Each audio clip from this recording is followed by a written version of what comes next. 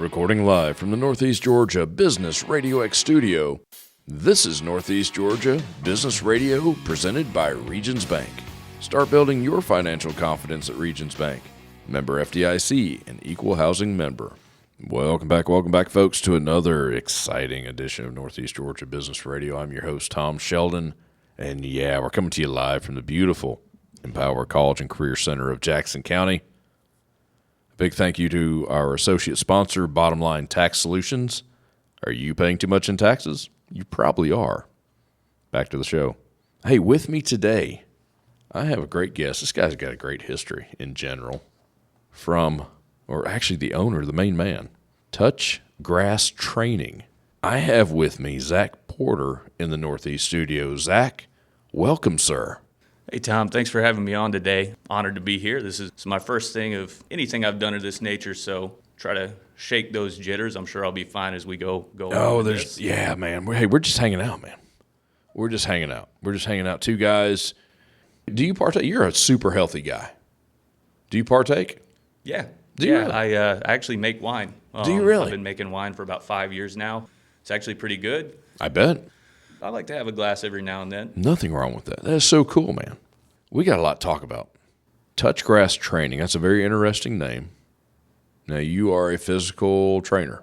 We got a lot of terms that we use. Okay. I do usually list certified strength and conditioning specialist on my resume. Strength and conditioning. Okay. Just because it sounds a little more professional, sounds a little less like the trainers from back in the day that were mostly operating on experience with no kind of formal education or certifications. And I do believe both of those are important. I believe the formal education is a great thing, but I will be the first to tell you that there's no substitute for real-world experience. There's stuff you learn in school, and then there's stuff that you learn. The textbook will tell you one thing. Maybe this isn't always applicable in everyday situations. So just kind of learning what works, when, and how. Touch Grass. How'd you get there? How did you get to that name? That is very unique. If you're a follower of popular internet culture, it's become a phrase. Pretty much means get outside, go touch grass and get outside. Away from the computer. Yeah. Today's world, it's too easy to be tethered to the digital reality. Oh, yeah. I've got a pretty big background working in the fitness field, worked in a lot of different settings. I was a clinical exercise physiologist for the VA for about 3 years. Okay. So I ran a weight management clinic, a whole health weight management clinic in Colorado Springs for the VA for about 3 years. It kind of came out of that. It came originally as kind of a joke. People would ask me, what lifestyle modification advice do you have? Because it wasn't just a physical activity thing. We talk about modification of lifestyle, diet, sleep, stress management, as well as managing that mental health. And I was amazed the amount of people I talked to that I was like, when was the last time you went outside? And they're like, I get my mail every morning. Mm-hmm. And I'm like, no, when was the last time you actually went outside just to be outside? Right. And the number of people that have been weeks or months or extended time frame without being outside and feeling that sunshine, I kind of noticed that. Mm-hmm. And, I'd always tell them, it's kind of a joke. They're like, what's your health advice? I'd say, touch grass and drink water. Get outside. I was basing the water thing on studies. We got a lot of studies that show that most people live their life in a chronic state of mild dehydration. Oh, yeah. If everyone realized it, it would be staggering numbers. I firmly believe that, too. I know nothing compared to what you know, but I do believe that. The purpose behind the name, we talked about it means get outside, a calling to live a real life. I believe in a real, authentic life. Human beings were kind of designed evolutionarily to function in certain kind of ways. Yeah. And I feel like the modern world has gotten us away from the way that we're intended to function. You can go months, years, even decades if you wanted, living in a completely artificial environment. We've replaced physical activity with turning into potatoes and sitting on the couch. And so we're not getting the physical activity. We're becoming sedentary. Another huge issue that we face is with our nutrition. A lot of people don't eat real food anymore. A lot of people eat processed garbage. It's processed food, yeah. There's a famous cardiologist, and he said, kind of paraphrasing, but one of the main issues today is that we don't eat food. We eat food-like products. I feel that people don't really eat real food that much anymore, and it's caused a lot of detriments. Yeah. Not just obesity, but we've also noticed too, it causes a lot of mental health detriments as well. I've been working in weight management and behavioral related clinics for long enough that I have seen the effects that a clean, healthy lifestyle can have, not only on your physical, but your mental health. Because we used to think that you have physical health in a box over here, you have mental health in a box over here, and they're separate. And now we found that they're not separate. It's really hard to have one be good and one be bad. It's very intertwined. Yeah. Now you're saying a healthy diet, and just to start with, Yeah, that's going to absolutely. improve it. I agree with you 100% on that. And It's a different way of thinking. We do whole health now because we found those two are very intertwined, and it's situational dependent. Mm-hmm. You're not always going to be depressed. You're not always going to be happy. It's going to be based on a lot of other modifiable lifestyle factors in your life. So we can live in this completely artificial environment, going against the way that human beings were designed to exist, and then we wonder why we feel bad all the time. Mm-hmm. Why we're not healthy in one respect or the other. Yeah. Or multiple. So the touch grass was just kind of getting back to the roots, is go be a person, go be a human being, go do the things you were designed to do. Because like I said, I ran a weight management clinic, right? But it was at the VA. It was for disabled veterans. A lot of these people that came in were at the end of the rope. They're coming in, they're frustrated because they do have a lot of health problems. They got chronic pain. They've got usually a handful of medications they got to take multiple times a day. A schedule of pills, But they didn't like it because their primary care doctor would get, maybe 30 minutes with them and pretty much tell them all of your problems are because you need to lose weight, you need to lose weight. Yeah. Which I agree. A lot of them did really need to lose weight, and a lot of their problems were stemming from carrying too much, excess body mass around. Mm-hmm.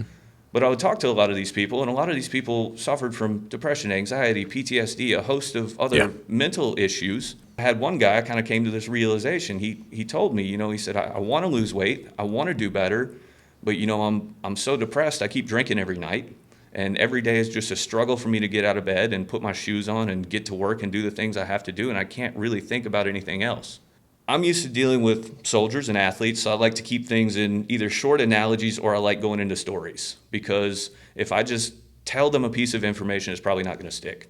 Right. So I realized with this guy, I told him, I said, brother, I do need you to lose weight. Like, that is going to benefit you a lot. But right now, let's talk about those other more pressing issues. Because me yelling at you to lose weight right now is like me trying to tell you to mow the grass while the house is on fire. Like, yes, we do need to get that yard mowed, but let's get that house fire out, because that's more pressing, and you're not going to really pay attention to the yard and do a good job on the yard if you keep looking back over your shoulder at the house that's on fire. Hey, we're going to take a real quick break, and we're going to talk about supplements.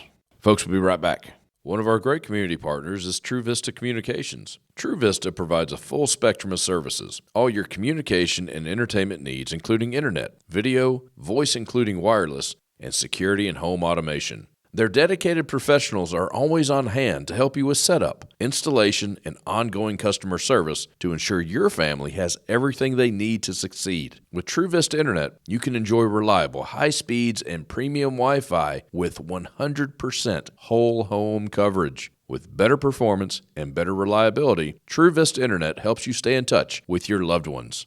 Visit TrueVista.net today for area availability. And while you're at it, visit our new website, negabrx.com, to see all our great community partners.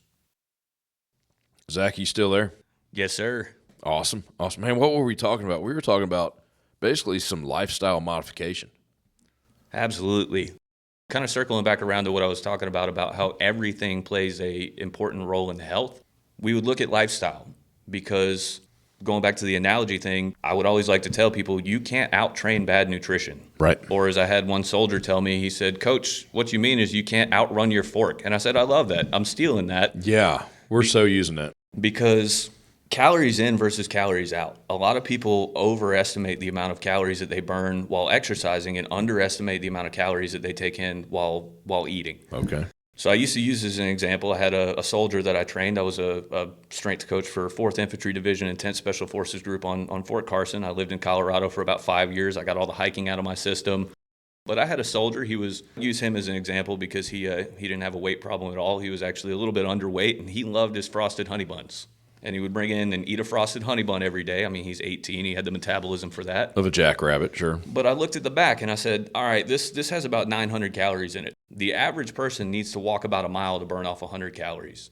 So if you think you're going to have that frosted honey bun and just burn it off, you're going to have to walk about 9 miles on the treadmill to burn off that honey bun. And in my opinion, that's not really worth it. So definitely watch the input, the input versus the output. Right. And then other factors are really important too. Kind of hit on the hydration. That's a really big factor as well. Super important, yeah. Because the human body has this nifty mechanism where sometimes and oftentimes it'll mistake the signal for hunger for the signal for thirst. I've heard that many, many times. So people think they're hungry, they're actually dehydrated. So, your body keeps sending you signals that says, I want water, I want water, I want water. And you're like, oh, you want a sandwich. And you give it a sandwich and you don't feel better. And your body's pretty much grabbing you by the collar and shaking you saying, no, guy, right. I need some water.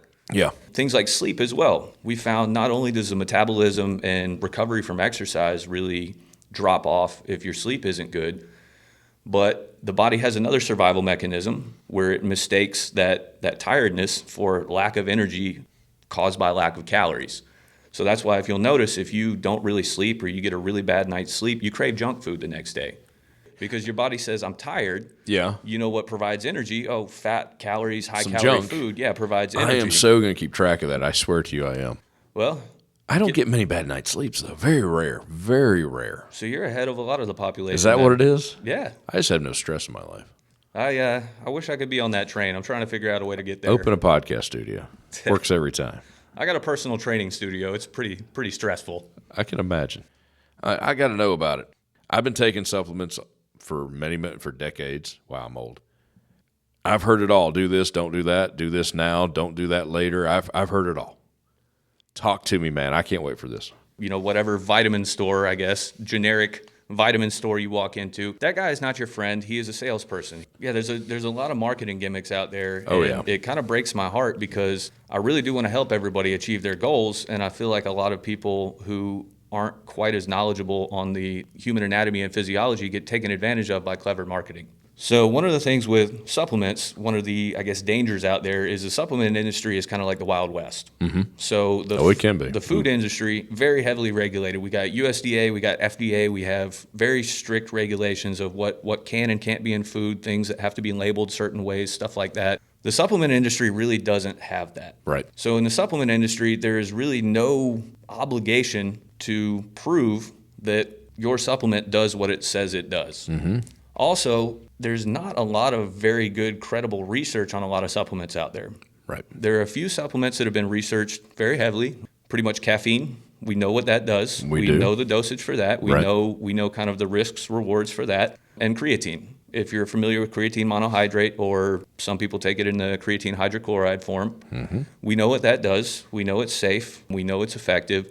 A lot of the other supplements out there are things that are good in certain very specific clinical applications, but there's also a lot of things out there that, at best, I would always tell people you're just going to excrete it out. Your body in general is wasteful. Yeah, and there are other supplements or vitamins or things like that can actually be dangerous when taken in large doses. It can mess your liver up. So the supplements, like I said, very, very unregulated, not really tested. So you're also not guaranteed that what's on that ingredient label is actually in the supplement. There is no third-party test coming in there. Right. Like I remember when I first started getting serious into weightlifting back in college, there was a popular pre-workout that was out that's off the market now, and they found that some of the ingredients in there actually metabolized into amphetamine compounds in the human body, which was why I felt like I could punch through walls like the Kool-Aid man every time I took it. Run through the wall, yes. I felt invincible, and it was because that pre-workout actually had amphetamine derivatives. Borderline illegal drug.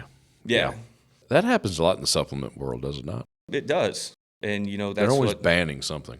Well, it's because, people go out, they try and make a quick buck off of, folks that are, because let's face it, as unhealthy as society is today, a lot of people are desperate to change their health. I've never met an unhealthy person that says, I'm happy the way I am. Every unhealthy person I've said or met has said, I would like to change this, but I don't know how. Right. So that's where I kind of come in, is I want to help the people. I want to guide them towards success. We talked about lifestyle modification, and that would always be my biggest advice. They would say, what's the best nutrition plan? What's the best workout plan? I would always tell them something you can stick to. Right. Because I can draw up a nutrition plan or an exercise plan that's fit for an Olympic athlete, but if you aren't able to adhere to that plan, it's not going to do you or me any sort of good. So you need to pick something that fits into your lifestyle that you can do. And we'd always focus on small, simple changes. I remember one of my first patients in the weight management clinic. He came in and I said, all right, I would always start off, tell me a little about yourself. They'd always say, what do you want to know? I'd always tell them, whatever you think is important is what you tell me first. I get to know a little bit about you by what you tell me if I leave this open-ended. Right. And he said, my goals, said it with a straight face, he said, I want to lose 50 pounds and I want to quit smoking cigarettes. I said, brother, those are fantastic goals, but let's pick one. Yeah, let's pick do one. one, and then we'll do the other one, just because I don't want to set anybody up to fail. And True. I feel like having goals like that is just setting you up for failure. And if you fail, you're going to be a little reluctant to try again. Yeah. So basically, you're setting up a fitness plan, an exercise plan specific for someone, their own plan, basically. Absolutely. So I believe in listening to the individual and listening about their needs, their goals. Also like to ask people what's important to them, because that's the motivation. Because when you start a weight management program, the one that we did was multiple phases, but the phase one, the most intense phase, was 16 weeks long. Oh, wow. And I would always tell them, I said, week 1, week 2, you're going to be fresh out of the gate. You're going to be super motivated. You're going to be really wanting to succeed, but it's just human nature. 10 weeks in, 12 weeks in, you might have some cracks in the motivation. Yeah. Maybe your coworker comes and sets down a big, beautiful box of Krispy Kreme donuts on the desk It next happens to you. to the best of us. And of course, you want those Krispy Kreme donuts, but I would always ask them, what's important to you? Right. I'd have a lot of people tell me, I have kids, and I don't want my kids to develop unhealthy habits by watching the things I do. Or I have kids, and I want to be around to see them grow up. Or, I'm on a handful of medications and I don't like it and I want to get off of those. Yeah. Or maybe my buddies go hiking every weekend and they don't invite me anymore because I can't keep up. That doesn't feel good. So I would always tell them, of course you want that donut in the moment, but this is going to be that motivation that you fall back on when times get hard, is, asking yourself, what do I want more? Do I want that donut, or do I want to develop healthy habits for my kids? Do I want to get off the medication? Do I want to be invited back on the hikes again? You always have to find that inner motivation and find what's important to you, and that'll help you kind of make those lifestyle changes. So just small, simple things you can stick to. Not to put on my instructor hat here, but we would always talk about SMART goals. So making your goals specific, measurable, action-oriented, realistic, and time-bound, because those are important criteria to help you achieve your goals. So I believe in individually tailored solutions for the individual. Because going to group classes is great. It's oftentimes a little bit more economical than having a private trainer. But I use the analogy of group classes is like riding the bus. Everybody's going to the same spot, whether that's where you need to be or not. So if the place you're trying to go is on the bus route, yeah, maybe that works for you. But if you have special considerations, special needs, a special destination that is not on that bus route, you need some individualized coaching. We believe in functional fitness. I do train bodybuilders, I do train athletes, I do train people of all walks of life, all the way from physical therapy, rehab patients, up to high-performing soldiers and athletes. When people ask me, what does fitness mean to you? That was a question that I would always get asked, and I didn't really have a good answer. And I feel like I've developed an answer over the years. And fitness to me means, in the most succinct terms, is being able to do the things you have to do and still having energy to do the things you want to do. Being able to move through the day without pain. I'm not a bodybuilder. I lift 6 days a week, but I love Olympic lifting. You're not going to get huge doing that. You're going to get really fast and really strong, but I'm already kind of in between a large and an extra large shirt, and I really don't want to go up any more sizes, so I'm going to stay where I'm at here. But that functional fitness, just training to be good at life. One of the examples I use is when I was working on post, working on Fort Carson, coaching the soldiers there. Soldiers love their bench press. Oh, yeah. And I'd have guys coming in all hunched over and say, Coach, my shoulders hurt. Yeah. And I say, brother, I can see that from across the room. Yeah. I can't move. I'd say, it let hurts. me see your program. They'd show it to me. I'm like, you bench 5 days a week? Yeah, every day they bench. And they'd smile. They're like, yeah. And Darn I'm like, no, right I do. That's not something to be proud of, man. That is why your shoulders hurt. You're lucky you have rotator cuffs. Whether you're an athlete or a first responder, have a physical job, or you're just playing a sport of life. If you just want to have energy to go out and play with your kids or do yard work, we believe that fitness should serve you in multiple ways to help improve your quality of life. And as you get older, I'm an old man, we know that. The more muscle you take with you, the better you're going to be. And there's another huge component of it too, kind of going into the fitness advice, is we all know that our hormones, our testosterone sharply drops as we age. That's for young ladies too. You guys don't have as much testosterone as your male counterparts, but you still do have testosterone, and that's important for building muscle. Yeah. Now, when we go in there and we do bodybuilding splits, one of my biggest pet peeves is I hate when people say it's arm day. I'm like, that's a wasted day in the gym. I believe in big compound movements So most of my plans are based on just a few movements. I will throw auxiliaries in there all the time, but the core portion of my plan is, for almost everybody, is squats, lunges, deadlifts, pull-ups, rows, and overhead press. I hear you. Because those are the big movements, and those are the basics, and those are things that we know that work. Oh, yeah. But going back into that hormonal piece, we found that the more muscle that you stimulate, the more of an anabolic hormone response you get, the more free testosterone is dumped into your bloodstream, and the easier it is to build muscle everywhere else. Right. Whereas, doing bicep curls maybe stimulates, I think, somewhere between like 6 and 8% of the skeletal muscle mass you have on your body. If you do something like a deadlift stimulates between about 85 and 90% of the muscles on your body. Mm-hmm. So that's why, you can go in and do arms all day and you're not tired, but you do a few sets of heavy squats or heavy deadlifts and you're just gassed. Oh, yeah. It's because it uses so much more muscle mass. Mm-hmm. You are getting so much more of an anabolic hormone response. You're burning so many more calories, and then in a weight management context, you're also boosting your BMR, your base metabolic rate. So we have a certain amount of calories that you burn every day just existing. Right, just breathing. So yeah, even if you said, I don't want to do anything today, I'm just going to open my eyes and stare at the ceiling and breathe for 24 hours, there's a certain amount of calories it takes to make muscle repairs, to keep your basic life support functions, your heart, your lungs, your brain going. And we can increase that amount of calories burned daily by the amount of muscle mass you have. The more muscle mass you have on your frame, the more calories you burn. So doing cardio, it does burn calories, but it doesn't burn calories when you're not actively doing it. How do the folks get a hold of you, man? How do they track you down?